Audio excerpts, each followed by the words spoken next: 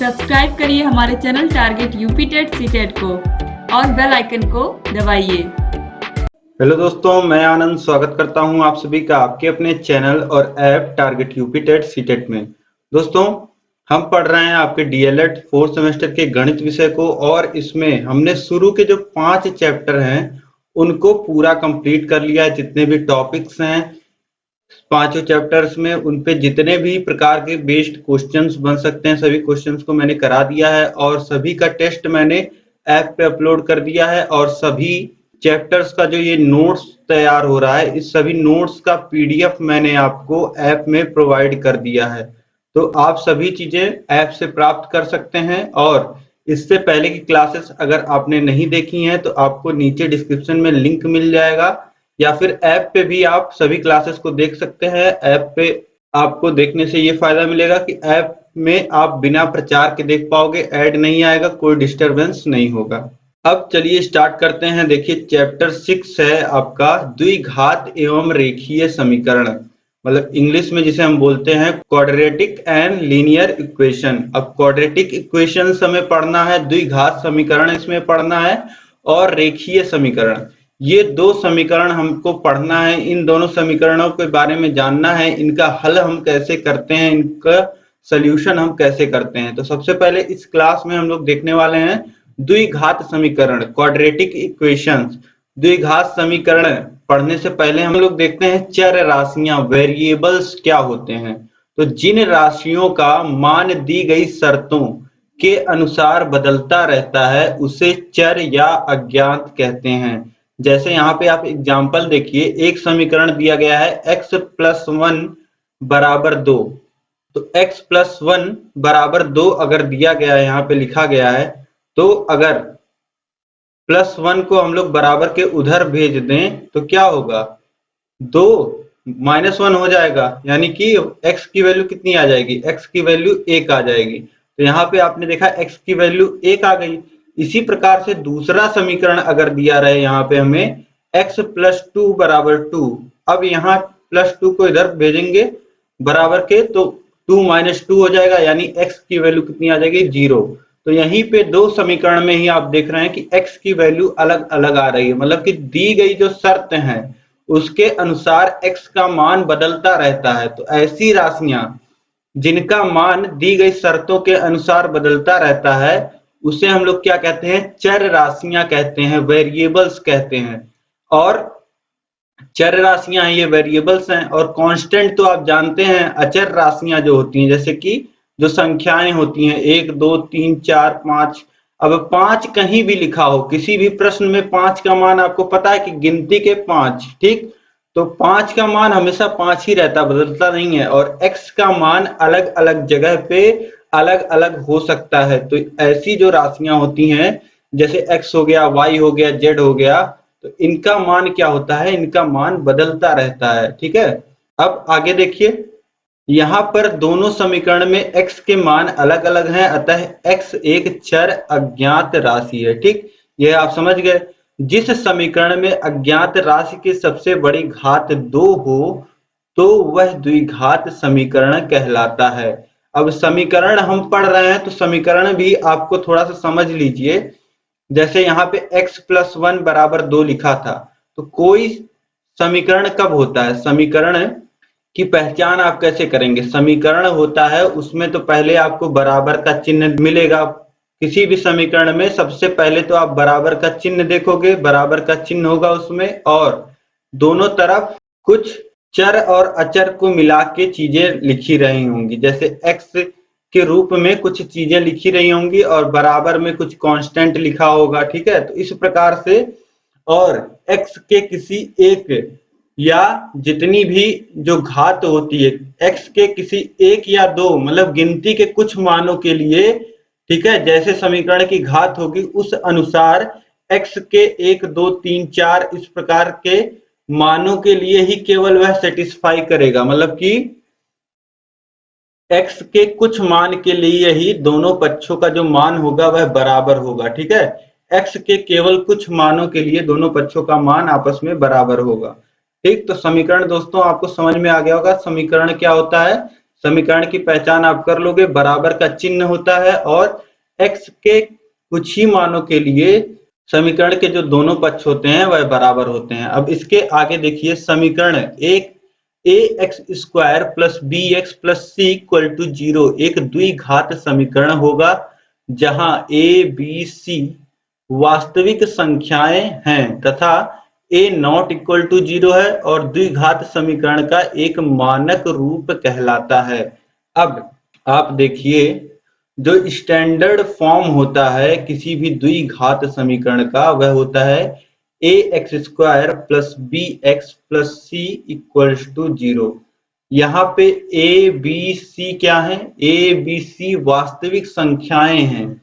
जैसे कि कोई भी संख्या बस काल्पनिक ना हो, काल्पनिक मतलब जो भी आप संख्या सोच सकते हैं, 1, 1/2, 3, 4, 5, मतलब जितनी आपकी प्राकृतिक संख्याएं हैं, गिनती के नंबर हैं, चाहे भिन्न वाली संख्याएं हैं, ए बी सी का कुछ भी मान हो सकता है। ठीक है, तो इस प्रकार से आपको समझ लेना है, ए बी सी वेरिएबल नहीं है, ए बी सी वास्तविक संख्याएं हैं। इस समीकरण में ये जो स्टैंडर्ड फॉर्म है द्विघात समीकरण का, क्वाड्रेटिक इक्वेशन का, यह जो स्टैंडर्ड फॉर्म है, जो मानक रूप है, सभी जो द्विघात समीकरण होंगे वह आपको इसी रूप में देखने को मिलेंगे। मतलब कि x² का कुछ गुणांक होगा, फिर धन x का कुछ गुणांक होगा, फिर धन c कोई कांस्टेंट संख्या होगी और बराबर 0। इसी रूप में आपको द्विघात समीकरण देखने को मिलेगा। और द्विघात समीकरण की क्या पहचान है? समीकरण की जो पहचान है, बराबर का चिन्ह और आपको जो आपका वेरिएबल है यानी कि x, इसकी जो सबसे बड़ी घात होगी, जो समीकरण की घात होगी वह 2 होगी। समीकरण का घात क्या होता है? समीकरण में जो सबसे बड़ी घात होती है वेरिएबल की, उसी को हम लोग समीकरण का घात कहते हैं, पावर ऑफ इक्वेशन कहते हैं। ठीक है, तो यहाँ पे समीकरण की घात कितनी आपको दिख रही? सबसे बड़ी घात जो है 2 है। यहाँ पे 2x आपको दिख रहे हैं, एक ax² वाला x² दिख रहा है आपको और bx वाला x दिख रहा है। तो यहाँ पे x की घात 1 है और यहाँ पे ax² में x की घात 2 है। तो ये जो 2 घात हुई, जो सबसे बड़ी घात है, उसी को हम लोग समीकरण का घात कहते हैं। यहाँ पे घात 2 है, इसीलिए द्विघात समीकरण बोला जाता है, क्वाड्रेटिक इक्वेशन बोला जाता है। ठीक, तो स्टैंडर्ड फॉर्म आप समझ गए। अब ए बी सी की वैल्यू आप अलग अलग रखोगे तो आपको अलग अलग द्विघात समीकरण, क्वाड्रेटिक इक्वेशन मिलेंगे। जैसे यहाँ पे देखिए 5x² प्लस 6x प्लस 7 बराबर 0। यहाँ पे a की वैल्यू कितनी है? 5 है, b की वैल्यू 6 है और c की वैल्यू 7 है। इसी प्रकार से 8x² प्लस 5x प्लस 4, यह भी एक क्वाड्रेटिक इक्वेशन है। तो किसी भी समीकरण को हल करने पर x के जो मान प्राप्त होते हैं, उन मानों को उस समीकरण का मूल कहते हैं। अब किसी भी समीकरण को दोस्तों आप हल करोगे तो x के आपको क्वाड्रेटिक इक्वेशन है यानी घात 2 है, तो x के आपको 2 मान मिलेंगे। उन मानों को हम लोग क्या कहते हैं? मूल कहते हैं। उस समीकरण का हल कहते हैं, मूल बोलते हैं या फिर समीकरण का हल कहते हैं। ठीक है, तो ये दोनों मूल एक समान या अलग अलग भी हो सकते हैं। तो जो भी सॉल्यूशन आएगा, जो भी मूल आएंगे, उनका मान हो सकता हो बराबर हो। जैसे कि x-3 का होल स्क्वायर में x का मान कितना आएगा? ये एक समीकरण अगर दिया हो x-3 का होल स्क्वायर, तो यहाँ पे x का मान, दोनों जो मूल होंगे वह 3 आएंगे। ठीक, और यहीं पे अगर x-3 और दूसरे ब्रैकेट में x प्लस 3 बराबर 0, यह क्वाड्रेटिक इक्वेशन अगर आपको दिया रहेगा तो यहाँ पे x का मान 3 आएगा और -3 आएगा। ठीक, तो जो आपका मूल का मान है, जो समीकरण का हल है, सॉल्यूशन है, उसकी जो वैल्यू होगी वह सेम भी हो सकती है, डिफरेंट भी हो सकती है। ठीक है, अब आगे हम लोग देखते हैं, प्रश्नों को हल करना स्टार्ट करते हैं। क्वाड्रेटिक इक्वेशन मैंने आपको समझा दिया कि क्या होता है, उसका स्टैंडर्ड फॉर्म क्या होता है। ठीक है, अब हम लोग करेंगे क्वेश्चंस। देखिए, सबसे पहले आप देखिए, हो सकता हो कि आपको जो इक्वेशन मिले वह x² बराबर k के रूप में मिले। तो x² बराबर के रूप वाले समीकरणों का हल, solution of x square equal to के टाइप ऑफ इक्वेशंस। तो यहाँ पे देखिए प्रश्न है, अब एक्स स्क्वायर बराबर के, यह भी क्वाड्रेटिक इक्वेशन है। कैसे? देखिए, जैसे a x square plus b x plus c, यह मैंने आपको बताया कि स्टैंडर्ड फॉर्म है। अब यहाँ पे ए का मान अगर आप 1 रख दें और बी का मान आप 0 रख दें और सी को ऐसे ही रहने देते हैं, सी का मान अभी कुछ नहीं लेते हैं हम लोग। तो देखिए एक्स स्क्वायर और बी का मान 0 प्लस सी बराबर 0 और एक्स स्क्वायर बराबर माइनस सी, या इसे हम के लिख दें। ठीक है, तो एक्स स्क्वायर बराबर के। ठीक, तो जहां पे जो x का गुणांक b है वह 0 हो जाए, तो ऐसे में क्या बनता है, किस रूप में समीकरण बन जाता है, कुछ इस फॉर्म में बन जाता है, एक्स स्क्वायर इक्वल टू के।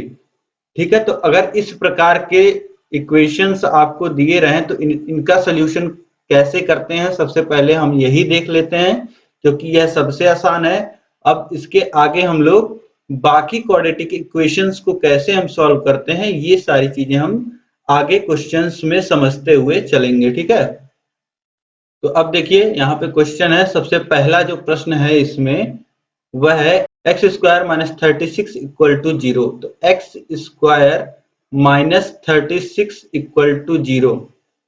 अब यहाँ पे क्या करेंगे, माइनस 36 को बराबर के उधर भेजेंगे, तो उधर जाके क्या हो जाएगा, प्लस 36 हो जाएगा। ठीक, बराबर के उधर भेजने के बाद यह हो गया प्लस 36। अब क्या करेंगे, दोनों तरफ हम लोग क्या करेंगे, वर्गमूल लेंगे, स्क्वायर रूट लेंगे। तो ये क्या हो जाएगा, करनी में एक्स स्क्वायर हो जाएगा और यहाँ पे करनी में, अब करनी जब भी हम लगाएंगे तो प्लस माइनस लगा देंगे, करनी जहां भी हम लगाएंगे वहां पे क्या कर देंगे, प्लस माइनस लगा देंगे। ठीक, करनी के सामने। अब ये देखिए करनी में एक्स स्क्वायर है यानी कि एक्स हो जाएगा और फिर प्लस माइनस 36 का स्क्वायर रूट कितना होता है, 6 होता है। तो x की वैल्यू हमें कितनी मिल गई, x की वैल्यू हमें मिल गई 6 और माइनस 6। मतलब इस समीकरण के जो हल हो गए, आप चाहे x का मान 6 रखिए या माइनस 6 रखिए, आपको दोनों जो पक्ष हैं उनका मान बराबर मिल जाएगा। यही सोल्यूशन होंगे, यही जो होंगे वह समीकरण के मूल होंगे, 6 और माइनस 6। ठीक, यह पहले समीकरण के मूल होंगे। अब दूसरा समीकरण हम लोग हल करते हैं, देखते हैं। देखिए दूसरा समीकरण है एक्स स्क्वायर माइनस 50 बराबर 0। अब एक्स स्क्वायर बराबर 50 लिख सकते हैं हम लोग, दोनों तरफ आप स्क्वायर रूट ले लीजिए। ये हो जाएगा एक्स स्क्वायर का स्क्वायर रूट फिर प्लस माइनस रूट में 50। ठीक, अब यहाँ पे x बराबर रूट में 50 प्लस माइनस, और रूट में 50 को क्या लिख सकते हैं, 50 को लिख सकते हैं 2 इंटू 25, यानी कि 25 को क्या लिख सकते हैं, 5 का स्क्वायर यानी कि 5 बाहर आ जाएगा, रूट 2 प्लस माइनस 5 रूट 2, यानी कि x की एक वैल्यू होगी प्लस 5 रूट 2 और जो दूसरी वैल्यू होगी, जो समीकरण का दूसरा हल होगा वह माइनस 5 रूट 2 होगा। ठीक, तो इस प्रकार से दोस्तों आप समझ गए किस प्रकार से हमको हल करना है। और तीसरा जो है, इसको जब आप हल करोगे तो आपको क्या मिल जाएगा, x बराबर प्लस माइनस अंडर रूट 64, यानी कि x का मान जो हमको मिल जाएगा प्लस माइनस 8 और x के दो मान जो मिल जाएंगे 8 और माइनस 8। ठीक, इस प्रकार के प्रश्न अगर आपके परीक्षा में पूछे जाते हैं तो आप बहुत ही आसानी से हल कर लोगे दोस्तों। अब एक प्रश्न जो है वह आपके परीक्षा में पूछा हुआ है, इस प्रश्न को भी हम हल कर लेते हैं। X square by 5 equal to 20 है। अब एक्स स्क्वायर बराबर हम लोग क्या लिख सकते हैं, इस 5 का तिर्यक गुणा हो जाएगा 20 में, 5 को उधर भेजेंगे बराबर के, तो 20 गुणे 5 हो जाएगा और एक्स स्क्वायर बराबर हो जाएगा 100। अब दोनों पक्षों का आप स्क्वायर रूट ले लीजिए, तो हो जाएगा प्लस माइनस अंडर रूट 100। अब रूट 100 कितना आता है, रूट 100 आता है 10, तो ये हो जाएगा प्लस माइनस 10, यानी कि x की जो वैल्यू आ जाएगी, एक वैल्यू 10 आ जाएगी x की और x की एक वैल्यू माइनस 10 आ जाएगी। तो ये दो वैल्यू हो जाएंगे x के। यह BTC 2017 में पूछा हुआ प्रश्न है आपका, ठीक है। तो इसी प्रकार के सिंपल प्रश्न भी आपसे पूछे जा सकते हैं एक्स स्क्वायर बराबर के फॉर्म वाले, ठीक है। अब इसके बाद हम लोग आगे बढ़ते हैं। यह फॉर्म दोस्तों आपको समझ में आ गया होगा कि एक्स स्क्वायर बराबर के, मतलब एक्स स्क्वायर बराबर अगर कोई संख्या लिखी हुई है तो आप कैसे एक्स का मान निकाल सकते हो। तो बस आपको स्क्वायर रूट लेना है और संख्या के सामने, रूट के सामने प्लस माइनस लगा लेना है, ठीक है। अब इसके बाद हम लोग देखते हैं द्विघात समीकरण में हम लोग गुणनखंड विधि से किस प्रकार से समीकरण को हल करते हैं, ठीक है। तो गुणनखंड विधि से वर्ग समीकरण ax square plus bx plus c का हल, solution of quadratic equation ax square plus bx plus c बराबर 0 बाई फैक्टर मेथड। तो फैक्टर मेथड से हम लोग किस प्रकार से इसका हल निकालते हैं, गुणनखंड विधि का किस प्रकार से हम हल करते हैं, चलिए देखते हैं। गुणनखंड विधि से हम लोग किस प्रकार से द्विघात समीकरण का हल करते हैं, यह हमें देखना है। तो सबसे पहले यहाँ पे देखिए, समीकरण को गुणनखंड विधि से हल करने के लिए समीकरण ax square plus bx plus 6 plus c बराबर 0 से a और c के गुणनफल के दो गुणनखंड ज्ञात होने चाहिए जिसका योग b हो। अब यहाँ पे क्या कह रहा है कि अगर आपका जो क्वाड्रेटिक इक्वेशन है वह इसी फॉर्म में होगा, ax square plus bx plus c equal to 0, यह आपका क्वाड्रेटिक द्विघात समीकरण होगा। इसमें जो a इंटू c की जो वैल्यू होगी, मान लेते हैं k, इस k के आपको दो गुणनखंड पता होने चाहिए, यानी कि मान लेते हैं k1 और k2 दो गुणनखंड हैं, दो फैक्टर आपको पता है। जो भी गुणनफल आया है a इंटू सी का, और इन दोनों गुणनखंडों का जो योग होना चाहिए, यानी कि k1 प्लस k2 बराबर कितना होना चाहिए, b के होना चाहिए, ठीक। तो यही हमको बस अप्लाई करना है, यही रूल इस गुणनखंड विधि में हमें अप्लाई करना है द्विघात समीकरण को हल करने के लिए। अब देखिए हम लोग अप्लाई करके देखते हैं, तब आपको चीजें और अच्छे से क्लियर होंगी। अब जैसे दोस्तों यहाँ पे पहले समीकरण दिया है x square minus 3x minus 10 का गुणनखंड करो, ठीक है, कहीं पे। तो अब अगर स्टैंडर्ड इक्वेशन से हम इसे कंपेयर करें, ax square plus bx plus c बराबर 0 से अगर आप कंपेयर करें, तो यहाँ पे देखिए एक्स स्क्वायर का गुणनखंड, एक्स स्क्वायर का कोफिशिएंट गुणांक कितना है। जैसे a एक्स स्क्वायर को हम लोग कंपेयर कर रहे हैं एक्स स्क्वायर से, यानी कि a की वैल्यू कितनी है, a की वैल्यू 1 है। यहाँ पे एक्स स्क्वायर का गुणांक क्या है, कुछ नहीं है, तो 1 है, ठीक। तो a की वैल्यू हमें 1 मिल गई। इसी प्रकार से bx को कंपेयर करेंगे माइनस 3x से, तो b की वैल्यू हमको मिल जाएगी माइनस 3, और c को कंपेयर करेंगे माइनस 10 से, यानी कि c की वैल्यू जो हमको मिल गई माइनस 10। अब इसी ax square plus bx plus c equals to 0 में अगर a का मान 1 हम रख दें और b का मान माइनस 3 हम रख दें और c का मान माइनस 10 हम रख दें, तो हमें यही इक्वेशन मिल जाएगी, यही क्वाड्रेटिक इक्वेशन मिल जाएगी, ठीक है। तो अब दोस्तों आप समझ गए a, b और c का मान हम कैसे निकालते हैं किसी भी द्विघात समीकरण से। तो अब हमें क्या करना होता है, हमें a इंटू सी करना होता है। a इंटू सी करने के बाद जो भी गुणनफल आए, सबसे पहले हम लोग गुणनफल देख लेते हैं। 1 का गुणा माइनस 10 में होगा, एक a का वैल्यू 1 है और c का वैल्यू माइनस 10 है, तो गुणनफल आ गया माइनस 10। अब इस माइनस 10 के दो गुणनफल हमको निकालने हैं जिनका जो जोड़ हो वह b के बराबर हो, यानी कि माइनस 3 के बराबर हो। तो अब 10 के गुणनखंड दोस्तों क्या हो सकते हैं, 10 के गुणनखंड 2 हो सकता है और 5 हो सकता है। अब a इंटू सी दोस्तों हमको मिल गया माइनस 10। अब आपको क्या समझना है, यहाँ पे a इंटू सी माइनस 10 मिल गया है, तो हमें दो संख्याएं ऐसी चाहिए जिनका हम गुणा करें तो हमें माइनस 10 मिल जाए, और जिनका हम जोड़ करें तो हमें माइनस 3 मिल जाए, ठीक है। तो दो संख्याएं ऐसी कौन सी हो सकती हैं। अब अगर हमें माइनस 10 लाना है तो एक संख्या ऋणात्मक होनी चाहिए और एक संख्या धनात्मक, ठीक। और दोनों का गुणा करने पे -10 और दोनों को जोड़ने पे -3 आना चाहिए, ठीक। यही शर्त है। तो आप सोचने का प्रयास करिए, एक संख्या हमें ऋणात्मक रखनी है, एक संख्या धनात्मक रखनी है। अब जैसे मान लेते हैं एक संख्या 1 हो गई और दूसरी संख्या हमें ऋणात्मक लेनी है तो -2 रख लेते हैं। तो अब इन दोनों का अगर हम गुणा करते हैं तो कितना आएगा? -2 आएगा और दोनों को जोड़ेंगे तो -1 आएगा, ठीक। लेकिन हमें कितना लाना है? -10 लाना है। तो 10 किसके किसके गुणा पे आ सकता है? 10 आ सकता है 2 और 5 के गुणा पे, ठीक है। तो यहाँ पे हम 2 और 5 लेके देखते हैं, ठीक है।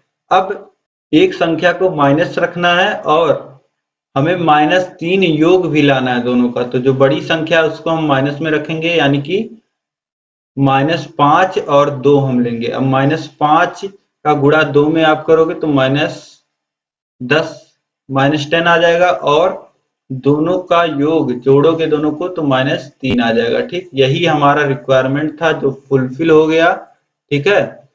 तो यही दो हमारे -5 और -2, इसी के रूप में हम लोग b को तोड़ लेंगे। अब देखिए कैसे, जो हमारा इक्वेशन है वह है x² - 3x - 10 बराबर 0। हमने क्या किया? x² का जो कोफिशिएंट है 1, उसका गुणा किया जो कांस्टेंट है -10 में, ठीक। -10 हमें उत्तर मिला और उसके बाद हमने देखा कि हमें दो संख्याएं ऐसी चाहिए जिनका जो गुणा हो वह -10 के बराबर हो और जिनका जो जोड़ हो वह -3 के बराबर हो। तो हमें -5 और -2 मिल गए। अब हमें क्या करना है? हमें अब यह जो बीच वाला पार्ट है x का जो गुणांक है इसी को हमें इन्हीं दोनों के रूप में लिख लेना है, यानी कि -3x को हम लोग लिख सकते हैं -5x प्लस 2x और -10 बराबर 0। -3x को हमने कितना लिख दिया? -5x plus 2x। देखिए बदला कुछ नहीं, -3x -5x प्लस 2x कितना आ जाएगा? -3x आ जाएगा। इक्वेशन वही है, इसमें कुछ बदला नहीं है, बस हम इसको व्यवस्थित कर रहे हैं ताकि हम लोग इसका हल ज्ञात कर पाए। इस जो समीकरण है द्विघात समीकरण का, इसका गुणनखंड मेथड से इसका हम हल कर पाए, ठीक है। अब देखिए यहाँ पे x कॉमन हम ले सकते हैं इन दोनों पदों में, x कॉमन ले लीजिए, यहाँ पे x -5 बच जाएगा, फिर प्लस यहाँ 2 कॉमन ले सकते हैं तो यहाँ पे x -5 बच जाएगा बराबर 0। अब x -5 दोनों जगह है तो x -5 पहले कॉमन ले लेते हैं दोनों जगह से। अब यहाँ क्या बचा है? पहले में x बचा है और दूसरे में -2 बचा है, तो यहाँ हो जाएगा x -2 दूसरे ब्रैकेट में बराबर 0। अब यही जो हो जाएगा यही इस समीकरण का गुणनखंड हो गया, ठीक है। और यहाँ से x का मान आप निकालना चाहो तो एक बार x -5 बराबर 0 कर दो। ये जो है x + 2 इसको हम लोगों ने बराबर के इधर भेज दिया, तो यह जो है गुणे के रूप में था तो बराबर के इधर आएगा तो शून्य के नीचे हो जाएगा x + 2। तो शून्य में किसी भी संख्या से भाग देंगे तो क्या आएगा? शून्य आएगा, यानी कि x -5 बराबर 0 हो जाएगा, x बराबर 5 हो जाएगा। इसी प्रकार से अगर यहाँ पे हम लोग x + 2 को बराबर के उधर ना भेज करके x -5 को बराबर के उधर भेज दें तो यहाँ क्या बचेगा? x + 2 बराबर 0 और x बराबर -2। यही दो सोल्यूशन हो गए, x बराबर 5 और x बराबर -2। देखिए इसी प्रकार से हम समीकरण का हल कर सकते हैं, गुणनखंड के रूप में समीकरण को लिख सकते हैं। अब ये जो समीकरण था आपका x² - 3x - 10 बराबर 0, इसको हम चाहें तो x -5 इंटू दूसरे ब्रैकेट में x + 2 बराबर 0 भी लिख सकते हैं, ठीक है। इसी प्रकार से हम गुणनखंड करते हैं। हमें क्या देखना होता है? हमें सभी जो तीनों पद हैं उनको देखना रहता है, जो x² का गुणांक है, जो x का गुणांक है और जो कांस्टेंट है, इन्हीं तीनों के मान को हमें देखना रहता है और बीच वाले पद को अरेंज करना रहता है। अब फिर से हम लोग एक एग्जाम्पल और देखते हैं और समझने का प्रयास करते हैं। देखिए x² - x - 6। अब इसमें हम लोग क्या करेंगे? इसमें देखिए फिर से वही प्रोसेस करेंगे। a की वैल्यू यहाँ कितनी है, एक्स स्क्वायर का गुणांक यहाँ कितना है, 1 है, और फिर देखिए माइनस एक्स है। अब यहाँ पे x का गुणांक कितना है, -1 है, और फिर c की वैल्यू यहाँ पे कितनी है, यहाँ पे बराबर आप 0 लिख लीजिएगा, प्रश्न में बराबर 0 छूट गया है, ठीक है। x बराबर 0 का गुणनखंड हमको करना है, ठीक है। यह बराबर 0 छूट गया है, यह आपके परीक्षा में पूछा हुआ भी प्रश्न है, बल्कि 2018 में पूछा हुआ प्रश्न है। तो अब देखिए, जब हम कंपेयर कराएंगे a x square plus b x plus c, standard जो इक्वेशन है, जो मानक समीकरण है, उससे कंपेयर कराएंगे तो ए की वैल्यू 1, बी की वैल्यू -1 और सी की वैल्यू कितनी है, सी की वैल्यू है -6।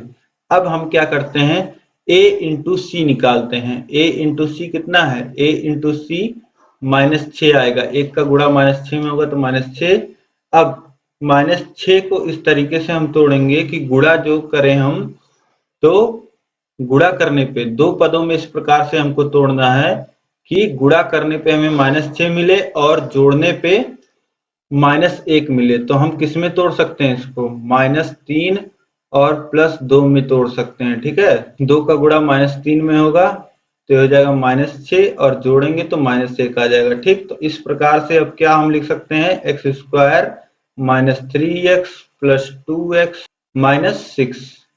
तो अब समझ गए आप लोग किस प्रकार से बीच वाले पद को हमें दो पदों के रूप में लिखना होता है। जो भी संख्याएं हमें प्राप्त होती हैं, जिनका गुणा करके हम a इंटू सी प्राप्त कर लें और जोड़ करके हम b प्राप्त कर लें, उन्हीं संख्याओं के रूप में तोड़ लेना होता है, ठीक है। तो -x को हम लोग कितना लिख सकते हैं, -3x प्लस 2x भी लिख सकते हैं, ठीक है।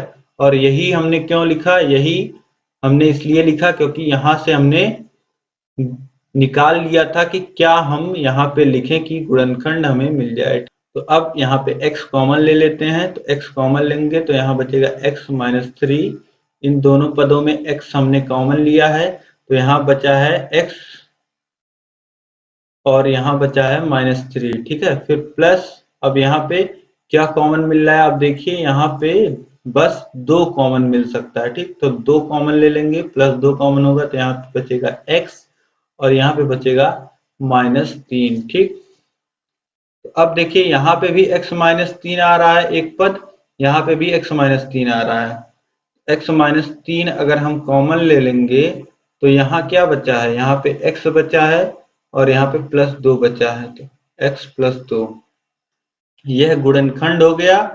और इसी समीकरण का अगर आपसे मान पूछता है, इसको एक बार बराबर के 0 कर दीजिए तो x का मान 3 मिल जाएगा, और x +2 को एक बार बराबर के 0 कर दीजिए तो x का मान -2 मिल जाएगा, ठीक है। इस प्रकार से बहुत ही आसानी से आप गुणनखंड विधि से सॉल्व कर सकते हैं प्रश्नों को। बस आपको प्रैक्टिस करना है, आपको डरना नहीं है। आपको सबसे पहले कहीं से भी, जैसे मैं कर रहा हूं, आपको 5-7 क्वेश्चन प्रैक्टिस करा रहा हूं, वैसे ही आपको इन्हीं समीकरण को लिख के बस खुद से 2 बार 4 बार आपको सोचना है कि किस प्रकार से मैं बीच वाले पद को तोड़ दूं कि मुझे गुणनखंड मिल जाए। आपको तरीका भी मैंने बता दिया है कि a इंटू सी हम लोग कर लेते हैं, और a इंटू सी जो भी आता है उसको हम लोग दो पदों में इस प्रकार से तोड़ते हैं कि उन दोनों पदों का हम लोग गुणा करें तो a इंटू सी के मान के बराबर आए, और जोड़ें तो b के मान के बराबर आए। अब यहाँ पे देखिए समीकरण दिया गया है, यहाँ पे a का मान कितना है, a का मान 2 है और b का मान 1 है, और c का मान कितना है, c का मान -6 है। अब a इंटू सी हम करेंगे तो 2 का गुणा -6 में होगा, यानी कि -12। और अब इसी -12 को हमें इस प्रकार से तोड़ना है कि अगर हम जोड़ें तो +1 आए और गुणा करें अगर हम लोग तो -12 आए। तो 12 किसके किसके गुणा पे आता है, या तो 6 गुणे 2 पे आता है या फिर 4 गुणे 3 पे आता है। तो 4 गुणे 3 सही रहेगा, क्योंकि हमें दोनों का जोड़ जो है वह 1 के बराबर लाना है, और गुणा हमें माइनस में लाना है, -12 लाना है, ठीक है। जो जोड़ है वह धनात्मक है, तो छोटी संख्या को हम ऋणात्मक रखेंगे, यानी कि 4 और -3 इसमें तोड़ लेंगे तो ये हो गया 2x² plus 4x minus 3x minus 6 बराबर 0। यही बस आपको यही एक स्टेप लिखने आना चाहिए, इतना ही आपको सोचना है, उसके बाद तो कुछ नहीं है। उसके बाद यहाँ पे आप देखेंगे पहले दो पदों में कॉमन क्या मिल रहा है, तो पहले अंक को देखिए आप, अंक को आप देख रहे हैं तो दो दो दोनों जगह है तो दो कॉमन मिल जाएगा, और x भी दोनों जगह है तो x कॉमन मिल जाएगा। ठीक, तो 2x² में क्या बचेगा, 2x जब हमने कॉमन ले लिया तो यहाँ बचेगा x, फिर प्लस, अब यहाँ से भी 2x गया तो क्या बचा, केवल 2 बचा। फिर अब देखिए दोनों जगह दोनों ऋणात्मक हैं तो पहले ऋण कॉमन ले लेंगे, और क्या कॉमन मिल रहा है, अंक में 3 कॉमन मिल रहा है और x कॉमन नहीं मिल रहा है तो क्या बचेगा यहाँ पे, x प्लस 2 बचेगा। अब देखिए माइनस हमने कॉमन ले लिया है तो यहाँ पे प्लस बच जाएगा, ठीक, बराबर 0। अब इसके बाद देखिए दोनों जगह से x प्लस 2 कॉमन हो जाएगा और दूसरे ब्रैकेट में कितना बच जाएगा, 2x माइनस 3 बराबर 0। अब यहाँ से x का मान अगर हमें निकालना हो तो इसको एक बार बराबर 0 के कर देंगे तो x का मान -2 आ जाएगा, और इसको एक बार बराबर 0 पे कर देंगे तो 2x माइनस 3 बराबर 0, 2x बराबर 3 और x बराबर 3/2। ठीक है, तो यह दो मान आपको x का मिल जाएगा, x बराबर 3/2 और x बराबर -2। ठीक, तो यह दो वैल्यूज आपको मिल गई। अब दोस्तों यह प्रश्न भी आपको समझ में आ गया होगा। अब हम आगे देखते हैं। देखिए अगला प्रश्न है यहाँ पे, √2x² प्लस 7x प्लस 5 √2 बराबर 0 का गुणनखंड करें। तो यहाँ पे दोस्तों हमें समीकरण दिया गया है √2x² प्लस 7x प्लस 5√2 बराबर 0, इसी का हमको गुणनखंड निकालना है। तो a की वैल्यू आप देखिए, x² का कोफिशिएंट गुणांक कितना है, √2 है, फिर b x का गुणांक कितना है 7 है, फिर c कितना है कांस्टेंट 5√2 है। अब a इंटू सी हम लोग वैल्यू निकाल लेते हैं, a का मान है √2 गुणे c का मान है 5√2, दोनों का गुणा करेंगे तो 5 गुणे √2 गुणे √2 कितना आ जाएगा, 5 गुणे 2 यानी कि 10।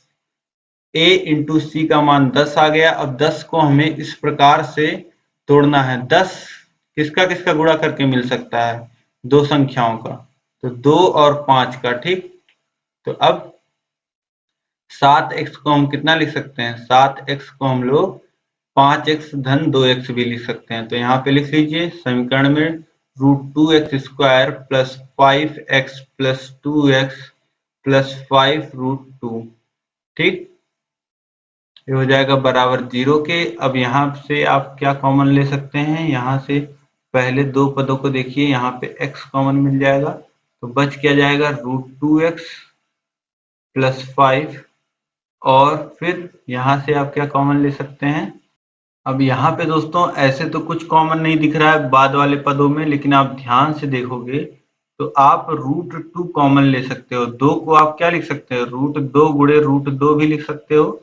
तो √2 अगर आप कॉमन ले लेते हो, यहाँ पे भी √2 है तो 2x में क्या बचेगा, √2 कॉमन लेने के बाद √2x बचेगा, फिर प्लस 5√2 में क्या बचेगा 5, तो ये हो जाएगा बराबर 0। और यहाँ पे देखिए √2x प्लस 5 यहाँ भी है, और √2x आप इसे कॉमन ले सकते हो, √2x प्लस 5 ये हो गया, और दूसरे ब्रैकेट में x प्लस √2 हो गया, ये हो गया बराबर 0 के। अब यहाँ से दो हमें गुणनखंड मिल गया, x का वैल्यू अगर हम निकालना चाहें तो कितना हो जाएगा, x का वैल्यू -5/√2 आएगा, और एक जगह से x प्लस √2 को बराबर 0 करेंगे तो ये कितना आ जाएगा -√2। तो x की दो वैल्यू हमको मिल गई, एक वैल्यू है -5/√2 और दूसरी वैल्यू है -√2। ठीक, इस प्रकार से हल कर सकते हो आप। अब अगला प्रश्न हम लोग देखेंगे दोस्तों। अगला प्रश्न है 2y प्लस 4y बराबर 9। अब यहाँ पे देखिए सीधा सीधा समीकरण नहीं लिखा हुआ है, आपको इसको थोड़ा सा सरल कर लीजिए आप। और यहाँ पे आपको द्विघात समीकरण भी नहीं दिख रहा होगा, जहाँ x दिखता है वहां y दिख रहा होगा। तो चाहे आप x लिखिए y लिखिए, दोनों ही चर हैं, तो x और y से कंफ्यूज नहीं होना है आपको। x लिखा हो तो x की वैल्यू आपको निकालना रहेगा, y लिखा हो तो y की वैल्यू निकालना रहेगा। अब देखिए यहाँ पे आप इसका हर समान कर लीजिए पहले। तो 2y में y का गुणा होगा तो ये हो जाएगा 2y स्क्वायर फिर प्लस 4 बराबर 9। ठीक, अब इस y का तिर्यक गुणा हो जाएगा तो ये हो जाएगा 2y स्क्वायर प्लस 4 और y का गुणा 9 में होगा तो 9y। ठीक, अब इसे और ढंग से लिखें हम तो 2y स्क्वायर प्लस 9 उधर प्लस 9y है, उधर इधर आएगा माइनस 9y हो जाएगा और ये प्लस 4 बचा हुआ है बराबर 0। ठीक, तो ये हो गया हमारा समीकरण 2y square minus 9y plus 4 बराबर 0। अब यहाँ से a का मान अगर हम देखें तो 2 है, c का मान देखें तो 4 है और b का मान कितना है माइनस 9 है। ठीक, तो a इंटू सी अगर हम निकालें तो 8 आएगा।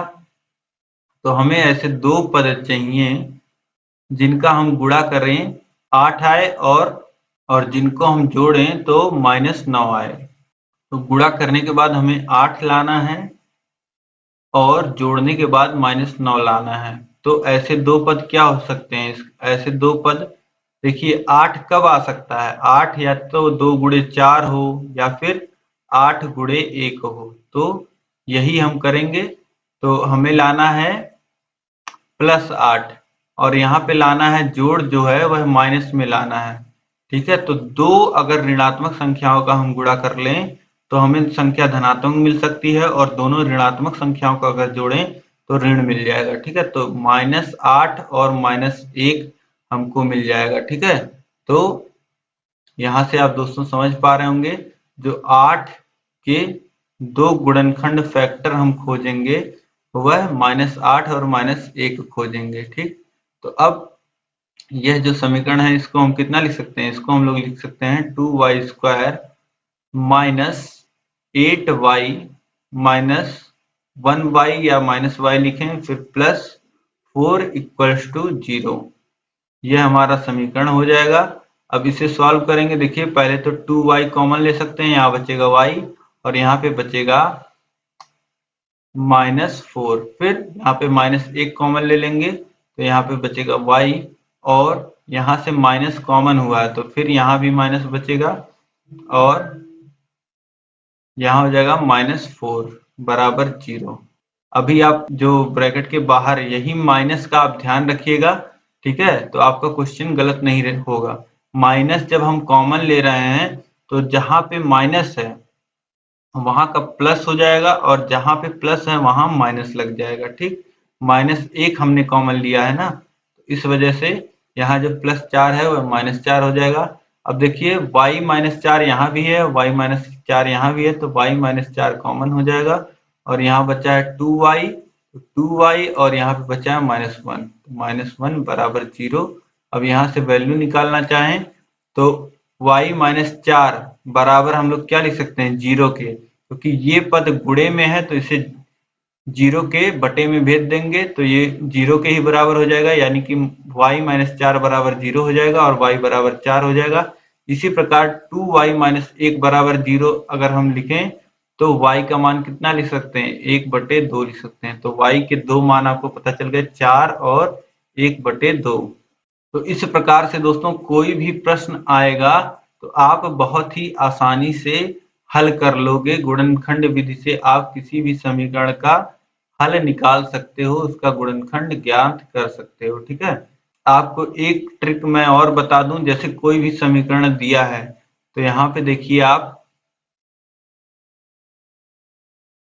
पहला पद जो है वह धनात्मक है, दूसरा पद धनात्मक है और एक पद ऋणात्मक है। ठीक, तो अब जो ये बीच वाला पद टूटेगा वह एक धनात्मक और एक ऋणात्मक में टूटेगा। कुल 4 पद बनते हैं तो 4 पद में क्या होंगे, 2 पद धनात्मक होंगे और 2 पद क्या होंगे, ऋणात्मक होंगे। ठीक, या तो चारों पद धनात्मक होंगे, ठीक है, या फिर 2 धनात्मक होंगे 2 ऋणात्मक होंगे। जब भी आप तोड़ोगे 4 पद बनाओगे तो आप इसमें भी देखो, तो इसमें क्या है, 2 पद पहले से ऋणात्मक है, तो जब ये टूटा तो एक पद ऋणात्मक बना और एक पद धनात्मक बना। ठीक है, तो यह भी ट्रिक आप याद रख सकते हैं कि जब हम लोग बीच वाले पद को तोड़ के लिखते हैं तो अगर पहले से समीकरण में 2 पद ऋणात्मक हैं तो जो अब चौथा पद आएगा वह, पहले एक पद धनात्मक है 2 पद ऋणात्मक है, तो चौथा पद क्या आएगा, धनात्मक आएगा।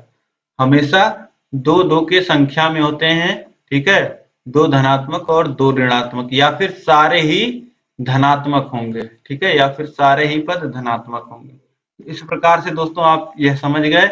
अब इसके आगे हम लोग देखते हैं, कुछ आपको ऐसे सिंपल क्वेश्चंस भी मिलेंगे दोस्तों। तो देखिए, ऐसे भी प्रश्न आपके परीक्षा में पूछे गए हैं। तो देखिए, यह आपके परीक्षा में पूछा हुआ प्रश्न है, 2 अंकों की एक ऐसी संख्या के दहाई का अंक इकाई के अंक से 3 है। 2 अंकों की कोई संख्या है दोस्तों, उसके जो दहाई का अंक है वह इकाई के अंक से 3 कम है यदि संख्या अंकों के जोड़ की 4 गुनी हो तो वह संख्या बताइए। अब सबसे पहले यहाँ पे हम लोग दोस्तों क्या कर सकते हैं, सबसे पहले हम लोग मान लेते हैं कि जो इकाई का अंक है, संख्या के इकाई का अंक है वह x है। ठीक है, जो चीज हमें नहीं पता होती है सबसे पहले हम लोग उसी को मान लेते हैं। ठीक है, तो सबसे पहले इकाई के अंक को हमने मान लिया x। तो यहाँ पे क्या कह रहा है कि जो दहाई का अंक है वह इकाई के अंक से 3 कम है। तो दहाई का अंक कितना हो जाएगा, दहाई का अंक हो जाएगा, वह हो जाएगा x माइनस 3। ठीक, अब यह तो इकाई का अंक हो गया और यह दहाई का अंक हो गया। अब संख्या क्या होगी, अब जैसे मैं आपको कहूं कि एक संख्या है जिसके दहाई का अंक 3 है और इकाई के अंक 8 है, तो आप क्या करोगे, 3 और 8 इस प्रकार से लिख दोगे, या फिर इस प्रकार से लिखोगे 3 गुणे 10 धन 8, तो इस प्रकार से आपको 38 मिलेगा ना। तो यही काम हम लोग यहाँ करेंगे। तो अब देखिए 10 गुणे x माइनस 3 धन x लिखेंगे। ठीक है, यहाँ तो x को तो इस प्रकार से लिख नहीं सकते हैं, x माइनस 3 को दहाई के अंक पे इस तरह लिख दिए और x इस प्रकार से, ये गलत होगा। ठीक है, तो इस प्रकार हम लोग निकालेंगे। ठीक है, तो हमें संख्या मिलेगी। हमें संख्या निकालने के लिए क्या करना होगा, दहाई के अंक में 10 का गुणा करना होगा और उसे जोड़ देना होगा इकाई के अंक में। ठीक, तो अब हमें यह संख्या मिल गई, यह हमें संख्या का मान मिल गया। ठीक है, और यही यहाँ पे कहा गया है कि यदि संख्या अंकों के जोड़ के 4 गुनी हो तो वह संख्या बताइए। मतलब कि इकाई के अंक और दहाई के अंक को जोड़ दिया जाए तो जो मान हमको प्राप्त हो रहा है संख्या उसके 4 गुने के बराबर है। तो 4 गुने अंकों का जोड़ यानी कि x धन x माइनस 3, यही आपको यहाँ पे बना लेना है। यही समझने वाली बात है। यह हमने कैसे लिखा, यह हमने कैसे लिखा, यही आपको अगर समझ में आ जाता है तो यह प्रश्न आप हल कर ले जाओगे बहुत ही आसानी से। यह दोस्तों हमने कैसे लिखा, सबसे पहले हमने इकाई को मान लिया x। तो प्रश्न में यहाँ पे दिया गया है कि इकाई से दहाई जो है वह 3 कम है, तो दहाई क्या हो जाएगा, x माइनस 3 हो जाएगा। अब किसी भी संख्या को लिखने के लिए, संख्या का मान निकालने के लिए अगर आपको इकाई और दहाई का अंक पता है तो दहाई के अंक में 10 का गुणा कर देंगे, फिर इकाई के अंक में उसको जोड़ देंगे तो हमें उस संख्या का मान पता चल जाएगा। इकाई और दहाई की संख्या हमें पता थी तो हमें यहाँ पे संख्या का मान निकाल लिया। अब यह संख्या का जो मान है वह कह रहा है कि अगर दोनों अंकों को जोड़ें, हम लोग इकाई के अंक को जोड़ें और दहाई के अंक को जोड़ें, तो इन दोनों का जो जोड़ है संख्या उसके 4 गुने के बराबर है। तो वही हमने दिखा दिया, 4 का गुणा कर दिया इकाई और दहाई के योग के मान में, ठीक, और इसे बराबर दिखा दिया संख्या के मान के। तो यही हमने यहाँ पे लिखा है। तो ये हो जाएगा 10x माइनस 30 प्लस x बराबर 4 का गुणा अंदर में होगा 2x माइनस 3 में, तो ये हो जाएगा 8x माइनस 12, ठीक। अब यहाँ पे कितना हो जाएगा 11x माइनस 30 बराबर 8x माइनस 12। अब सभी बच्चों को एक बराबर में ले आइए, तो ये हो जाएगा 11x माइनस 8x माइनस 30 और प्लस माइनस 12 इधर आएगा तो प्लस 12 हो जाएगा बराबर 0। और ये हो जाएगा, आगे हल करेंगे तो 3x माइनस 30 में से 12 चला जाएगा तो हो जाएगा माइनस 18 बराबर 0। अब 3x बराबर 18 लिख सकते हैं और x बराबर कितना लिख सकते हैं, x बराबर 6 लिख सकते हैं। x की वैल्यू कितनी आ जाएगी 6, यानी कि इकाई का अंक हमारा हो जाएगा 6 और दहाई का अंक कितना हो जाएगा, दहाई का अंक हमारा हो जाएगा 6 माइनस 3 यानी कि 3, यानी कि संख्या जो होगी वह 36 होगी। और अब क्रॉस चेक आपको करना है, तो आप देख लीजिए इकाई का जो अंक है, जो दहाई का अंक है वह इकाई के अंक से 3 कम है, और जो दोनों अंकों का जोड़ है यानी कि 9 वह संख्या के मान, संख्या का जो मान है वह दोनों संख्याओं के जोड़ का 4 गुना है, ठीक है। तो यही आपको यहाँ पे हल करके बताना था, ठीक है। तो इस प्रकार से भी दोस्तों आपके परीक्षा में प्रश्न पूछे जाते हैं। इसके बाद हम लोग अगला प्रश्न देखेंगे। अगला प्रश्न है, दो क्रमागत धनात्मक पूर्णांक ज्ञात कीजिए जिनके वर्गों का योग 365 हो। अब दो क्रमागत धनात्मक पूर्णांक, मान लेते हैं पहला जो संख्या है वह x है, तो दूसरा क्या होगा x प्लस 1 होगा, क्योंकि क्रमागत यहाँ पे लिखा गया है दो क्रमागत। क्रमागत का मतलब क्या होता है कि क्रम से आने वाली संख्या। अगर पहली संख्या आपने 3 माना है तो दूसरी संख्या क्या हो जाएगी, 4 हो जाएगी। अगर पहला संख्या आप मान लेते हैं 111 तो दूसरी संख्या क्या होगी 112। तो इस प्रकार से ये क्या है, क्रमागत संख्याएं, मतलब कि उससे जस्ट आगे आने वाली संख्या। तो पहली संख्या अगर आप x मानते हैं तो दूसरी संख्या क्या होगी x प्लस 1 होगी। अब क्या कह रहा है कि जिनके वर्गों का योग 365 हो। दो क्रमागत संख्याओं के वर्गों का योग यानी कि x का स्क्वायर कर दें हम, फिर प्लस x प्लस 1 का स्क्वायर कर दें, तो यह किसके बराबर है 365 के बराबर है। इसी हमें क्रमागत दोनों संख्याओं का मान पूछ रहा है, ठीक है। तो अब क्या हो जाएगा एक्स स्क्वायर, फिर प्लस यहाँ फॉर्मूला लग जाएगा a प्लस बी के होल स्क्वायर का, तो हो जाएगा x square plus 1 plus 2x बराबर 365, और ये हो जाएगा 2x square plus 2x plus 1 बराबर 365 और 2x स्क्वायर प्लस 2x, अब उधर से माइनस 365 आएगा और यहाँ है प्लस 1, तो ये हो जाएगा माइनस 364 बराबर 0। अब 2 हर जगह कॉमन मिल जाएगा, तो 2 आप कॉमन ले लीजिए, तो ये हो जाएगा एक्स स्क्वायर प्लस एक्स फिर माइनस 1 8 और 2 182 बराबर 0। अब 2 को उधर भेज दीजिए बराबर के, तो हो जाएगा x square plus x minus 182 बराबर 0/2 यानी कि 0, ठीक। अब यह आपको समीकरण मिल गया। अब इसी समीकरण को हल करना है। अब यहाँ पे देखिए द्विघात समीकरण है और a इंटू सी की वैल्यू तो यहाँ पे कितनी है, a का मान 1 है और c का मान कितना है माइनस 182 है। a इंटू सी कितना आ रहा है, a इंटू सी माइनस 182 आ रहा है, और b का मान कितना है, b का मान 1 है।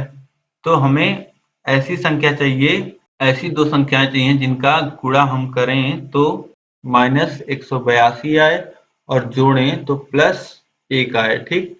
तो मान लेते हैं कि जैसे 10 और 11 अगर हम लोग लेते हैं, मान लेते हैं जैसे प्लस x लाना है तो प्लस 11 और माइनस 10 के बारे में अगर सोचें तो इनका गुणा क्या आएगा माइनस 110 ही आएगा। तो इससे कुछ बड़ी संख्या सोचना पड़ेगा। तो 13 और 12 लेंगे तो भी -182 नहीं आएगा। अगर हम लोग 13 और 14 लेते हैं तो हमें कितना मिलेगा, दोनों का गुणा जो होगा वह 182 आएगा।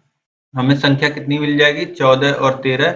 तो हम कितना लिख सकते हैं, x square plus 14x minus 13x minus 182 बराबर 0। ठीक, अब यहाँ पे x कॉमन मिलेगा तो x कॉमन ले लीजिए, तो हो जाएगा x धन 14 और यहाँ पे माइनस 13 कॉमन आ जाएगा तो x प्लस 14 यहाँ पे बच जाएगा बराबर 0 हो जाएगा। अब यहाँ पे x प्लस 14 दोनों जगह है तो x प्लस 14 कॉमन हो गया, फिर x यहाँ पे बचा है और यहाँ पे माइनस 13, तो ये हो जाएगा बराबर 0। x प्लस 14 को अगर रखें, x प्लस 14 बराबर 0 भी लिख सकते हैं हम लोग, क्योंकि x माइनस 13 को बराबर के उधर भेजेंगे तो 0 के बटे में हो जाएगा, तो 0 बटे x माइनस 13 कितना आएगा, 0 ही आएगा। तो x का मान हमें -14 मिल गया और x का मान हमें 13 भी मिल जाएगा। दोस्तों यहाँ पे x के दो मान हमको मिल गए, -14 और 13। तो यहाँ पे प्रश्न में आपसे पूछ रहा है, देखिए, दो क्रमागत धनात्मक पूर्णांक, तो पहले पूर्णांक को हमने x माना था, दूसरा पूर्णांक क्या था, x प्लस 1। ठीक, तो x की वैल्यू हम धनात्मक वाली लेंगे, यानी कि 13 अगर हम वैल्यू लेते हैं तो 13 और 13 धन 1 यानी कि 14। 13 और 14 वे संख्याएं होंगी, 13 और 14 वे दो क्रमागत संख्याएं होंगी जिनके वर्गों का अगर हम योग करते हैं तो हमें 365 मिलेगा। ठीक, इस प्रकार के प्रश्न भी आपके परीक्षा में बन सकते हैं और गुणनखंड के माध्यम से किस प्रकार से हम लोग द्विघात समीकरणों को हल कर सकते हैं यह भी मैंने आपको बताया। और उससे पहले एक्स स्क्वायर बराबर के रूप में अगर समीकरण दिया है द्विघात समीकरण तो किस प्रकार से हल करेंगे यह भी मैंने आपको बता दिया। तो द्विघात समीकरण में जितने भी प्रकार के प्रश्न बन सकते हैं सभी प्रश्नों को यहाँ पे मैंने करा दिया है। तो दोस्तों उम्मीद है कि पूरा जो द्विघात समीकरण है यह आपको समझ में आ गया होगा। ठीक है, जैसा भी होगा आप मुझे कमेंट करके बताइएगा। और यह क्लास दोस्तों आपको पसंद आई होगी तो क्लास को आप लाइक करिएगा और इस वीडियो को दोस्तों आप अधिक से अधिक शेयर करिएगा ताकि सभी जो स्टूडेंट्स हैं, सभी प्रशिक्षु भाई बहन हैं, सभी जो है वह द्विघात समीकरण आसानी से समझ पाए। ठीक है, तो द्विघात समीकरण मैंने बहुत ही सरल भाषा में आपको बता दिया है और जहां कहीं भी दिक्कत होगी अगर तो आप मुझे बताइएगा। और इससे अगले क्लास में हम लोग रेखीय समीकरण पढ़ेंगे। रेखीय समीकरण में हम लोग कैसे मान निकालते हैं यह सारी चीजें मैं आपको नेक्स्ट क्लास में बताऊंगा और इसके साथ ही आपका जो यह चैप्टर होगा यह समाप्त हो जाएगा अगली क्लास में। ठीक है, अब दोस्तों यह नोट्स आप प्राप्त कर सकते हो और सभी टेस्ट जो है वह आप देख सकते हो। 8 विषयों का नोट्स आप प्राप्त कर सकते हो। तो नोट्स प्राप्त करने के लिए, सभी टेस्ट देने के लिए और इन सभी वीडियोस को एड फ्री देखने के लिए, बिना प्रचार के देखने के लिए और सभी सीरीज की पीडीएफ प्राप्त करने के लिए आप target UP TET CTET app को जरूर डाउनलोड करें और वहां पे डीएलएड 4 सेमेस्टर के कोर्स में जा करके आप कोर्स को जरूर परचेज करें। ठीक है दोस्तों, तो इस क्लास में दोस्तों अंत तक बने रहने के लिए आप सभी लोग का बहुत बहुत धन्यवाद। अभी आप चैनल पे नए हो तो चैनल को सब्सक्राइब कर लीजिए, साथ ही बेल आइकन पे भी प्रेस कर लीजिएगा ताकि सभी नोटिफिकेशंस आपको मिलती रहें। वीडियो में अंत तक बने रहने के लिए आपका बहुत बहुत धन्यवाद। जय हिंद।